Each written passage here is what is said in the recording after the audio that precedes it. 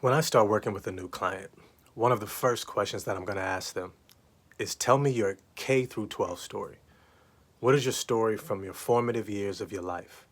What are the significant figures, relationships, events, experiences that help shape you and form you into who you are today? Now, a part of this is them getting accustomed to drawing upon their past in order to inform their present. But what I'm truly looking for, one, is what stands out to them. What are the significant relationships and experiences that they are expressing? The reason why this is important is because it lets me know a frame of reference of where they're starting from. Now, the other part of it is what they're not saying, who they're not bringing up. You talked about mom, but you didn't bring up father. You talked about your friends, but you didn't bring up your siblings. What are the parts of our story that we might be hiding from ourselves or just unaware of?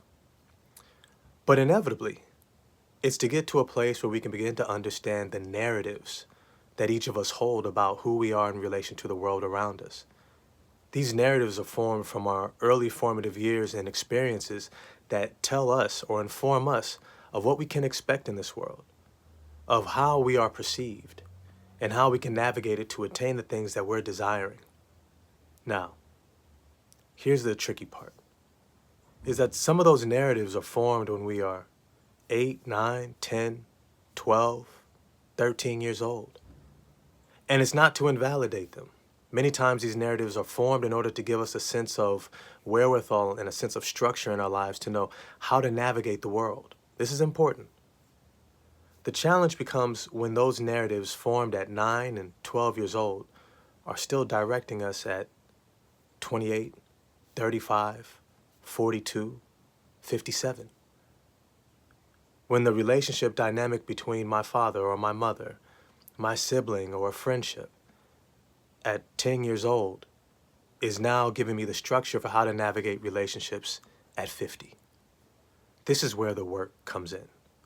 This is where a lot of times, a lot of individuals find themselves stuck because when they do draw upon those memories, they actually go back to that age.